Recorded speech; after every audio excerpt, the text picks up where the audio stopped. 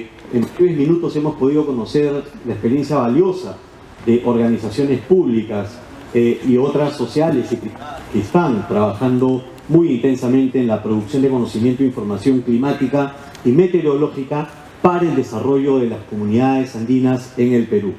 Pues bien, es importante entonces conocer un poco los detalles del proyecto Climandes. Todo proyecto de desarrollo tiene una parte técnica, tiene una parte de ejecución importante y, como no sería de otra manera, qué mejor que conocerlo a través de los gestores técnicos del proyecto. En ese sentido, yo quiero invitar al señor Waldo Lavado Casimiro para que nos acompañe. Waldo es subdirector de Estudios e Investigaciones Hidrobiológicas del CENAMI, coordinador técnico de Climandes de la fase 1. Adelante, Waldo, bienvenido y lo recibimos con un fuerte aplauso. Te agradezco mucho que nos acompañes. Y así también la señora Griña Ábalos Roldán, ella es subdirectora de Predicción Climática del CENAMI, coordinadora técnica de Climandes fase 2. Por favor, bienvenida igualmente. Muchísimas gracias por acompañarnos. Muchísimas gracias. Es importante conocer además el nivel técnico profesional de estos dos funcionarios que tienen una trayectoria muy importante. Permítame unos escasos segundos porque creo que es trascendente que se les conozca. Waldo Lavado Casimiro es ingeniero agrícola por la Universidad Agraria La Molina, con estudios de maestría y doctorado en hidrología y cambio climático por la Universidad de Toulouse, 3 de Francia. Y en el caso de Griña Ábalos Roldán, ella es ingeniera meteoróloga y magíster en meteorología aplicada también por la Universidad Agraria La Molina, y cuenta con estudios de especialización en modelación numérica por la Universidad de Maryland de los Estados Unidos. Ellos ocupan estas posiciones directivas en el Servicio Nacional de Meteorología e Hidrología, el CENAMI, que es una institución que, como bien se señaló al inicio, ha cumplido medio siglo ya de aporte técnico, científico del Estado peruano, y eso merece, por supuesto, también un muy fuerte aplauso que les pido reiterativamente. Creo que se lo merece muchísimo. Muy bien, Waldo, Griña, ustedes han sido los gestores técnicos de este proyecto. Siempre gestionar un proyecto es difícil, es complicado, el cumplimiento de las metas, los presupuestos, las gestiones. Pero más allá de esos detalles, hay algo muy importante que tiene que ver con los logros, ¿no es cierto? Con esos impactos de los cuales podemos dar cuenta. Y en este caso, el proyecto tiene un puente muy interesante entre lo que tú lograste desarrollar en esa fase 1 y luego lo que viene en la fase 2. Entonces, agarrando un poco esa lógica cronológica, te pregunto, Waldo, cuéntanos un poquito lo que implicó este trabajo en la fase 1 del proyecto. Muy buenas noches con todos. Al final, yo quiero agradecer a los gestores de esta segunda fase por los grandes logros que han tenido. Bueno, yo quisiera empezar en primer lugar haciendo un homenaje a una persona, ya que estamos acá en el marco del proyecto Climandes, que es el ingeniero Ita Maguiña. El ingeniero Ita Maguiña fue el primero en tener esta idea de hacer este proyecto Climandes y que nos está acompañando ahora. Y bueno, él ya se retiró del CENAMI, pero digamos fue la primera persona que empezó a impulsar este proyecto, y ahora vemos todo lo que se ha conseguido y él debe estar bastante contento por estos logros.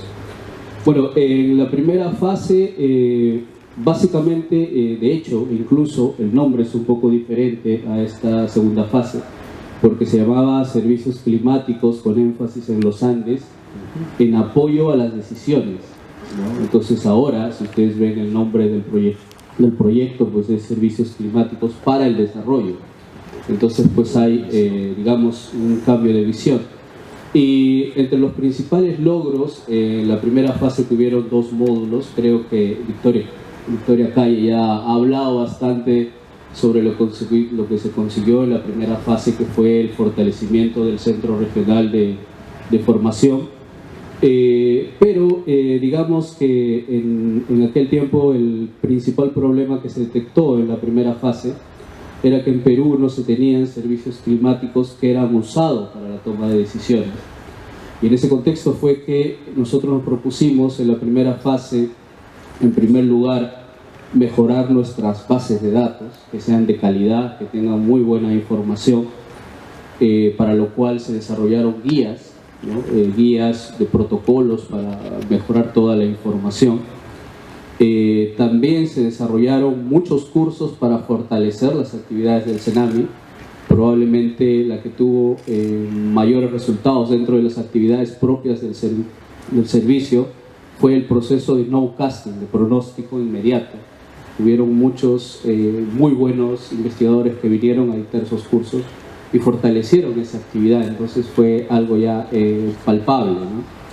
Y asimismo, dentro de todo este proceso, también se llegó empezamos a interactuar un poco, porque hay que recordar que antes de ese proceso, en CENAMI no se interactuaba mucho con los usuarios de la información. En todo proceso de aprendizaje y de cambio hay un tránsito, ¿no es cierto? Y por supuesto una entrega de posta, que interesante además entre dos colegas, dos funcionarios de carrera, gente con mucha experiencia, y en este caso, Grinia, usted recibió estos componentes, este avance ya del proyecto en primera fase, y se plantearon algunas visiones nuevas, algunos retos nuevos para la segunda fase. ¿Cuáles fueron esos retos? Así es, como Waldo lo ha explicado muy bien, la primera fase fortaleció y mucho, ¿no?, todo lo que implican las actividades y procesos relacionados al dato. El dato es el primer peldaño para la provisión de servicios climáticos de calidad.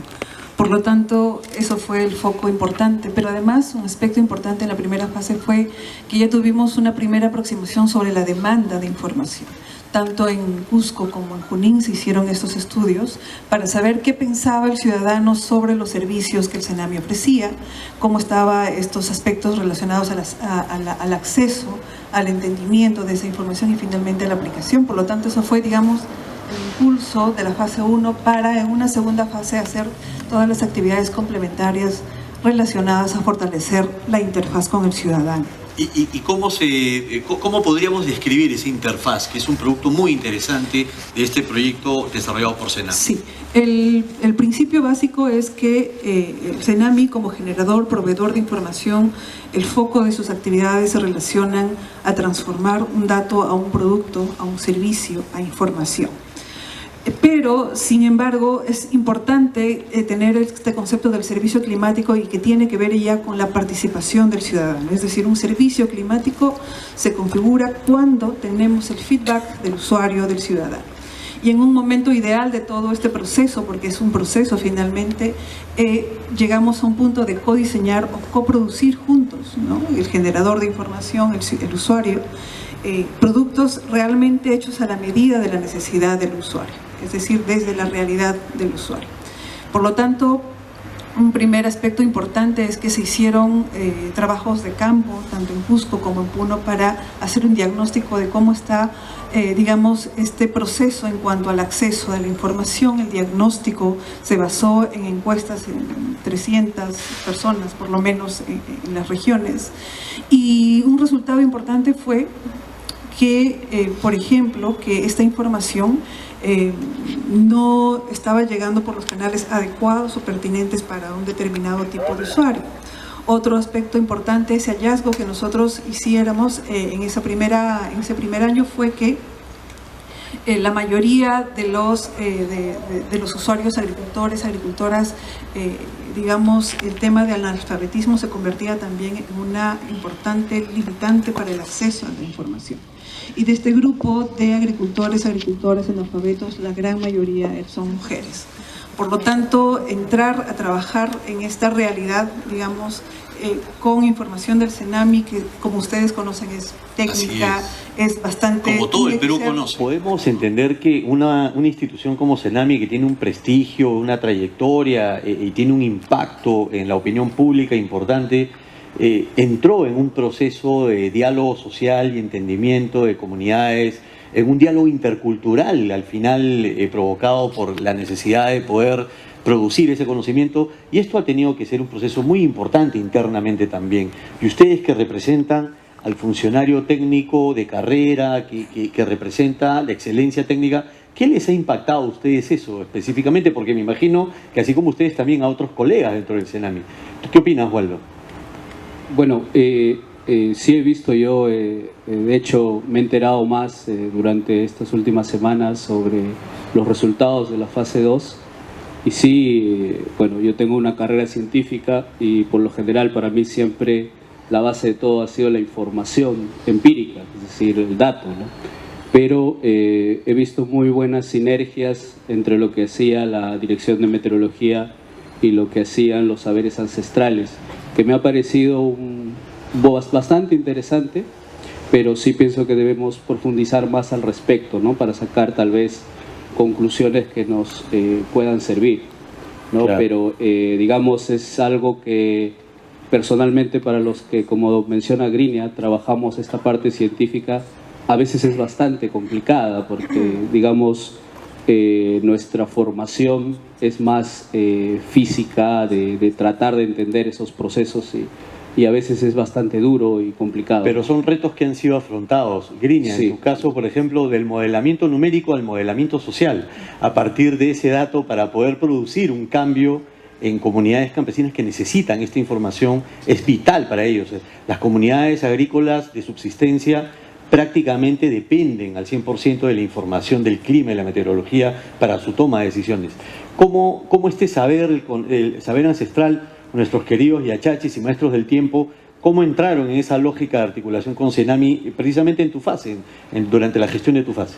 Sí, básicamente el punto de partida fueron estos estudios que hicimos tanto en Cusco como en Puno para determinar brechas en cuanto al acceso a la información. Entonces, a partir de esto fue que se implementaron las estrategias de cómo acercar más la información, cómo acercar más una institución como el CENAMI del Estado hacia el ciudadano, para que finalmente use y aplique la información climática para gestionar mejor sus riesgos. Entonces, a lo largo de varios talleres de interacción permanente, que más lo considero yo más un espacio de diálogo en el que tanto Y de aprendizaje, el CENAMI, seguramente. y de aprendizaje, por supuesto, entre el CENAMI y las comunidades. Y solamente no hablamos solo de las comunidades, sino también de otro tipo de usuarios, ¿no? Por ejemplo, como el COREC, que es el Consejo Regional de Cambio Climático en el Cusco, Usuarios la Mesa de públicos, Loquinoa, y otros actores subnacionales. importantes como el Programa País, las direcciones regionales agrarias, que han permitido articular y movilizar mejor la información que el CENAMI produce. Y que a través de sus, digamos, de sus ámbitos de influencia o de incidencia, ellos han podido trasladar esta información bajo un enfoque intercultural, y esta buena práctica, dicho sea de paso, nos permitió ganar un premio nacional sobre buenas prácticas interculturales. Así es. Y el Servicio Meteorológico Nacional creo que es una de las primeras experiencias donde se abordan estos aspectos importantes, porque finalmente el cambio climático demanda estrategias y trabajos en equipo, y tratar de unir estas dos fuentes de información para gestionar mejor los riesgos. Creo que eso ha sido una buena práctica que valoramos. Muy bien, muchísimas gracias. Creo que a todos nos queda claro que en este caso la experiencia técnica del Estado se ha puesto al servicio del desarrollo, y no hay desarrollo, como dijimos en el conversatorio anterior, no hay desarrollo sin educación, pero en este caso queda claro también que no hay desarrollo sin articulación, sin la articulación de los organismos más especializados del país, con el mundo social, con la cultura profunda y varias culturas que tenemos en el Perú, y lo que ha logrado CENAMI con este proyecto, y estamos seguros que esto va a continuar en la lógica técnica de CENAMI. Seguramente el señor presidente ejecutivo, a quien vamos también el honor de escucharlo luego, seguramente nos comentará algo al respecto. Este aprendizaje del CENAMI es un aprendizaje que se pone al servicio del país. Se pone al servicio del país para otros organismos técnicos y otros organismos e instituciones, y ustedes como técnicos representan un ejemplo muy importante de lo que puede hacer un funcionario público haciendo articulación y entendiendo y leyendo, así como leen los maestros del tiempo, ustedes leen a la sociedad y están creando no solo productos nuevos, sino caminos nuevos. Muchísimas gracias. Pido un aplauso, por favor, para nuestros directores.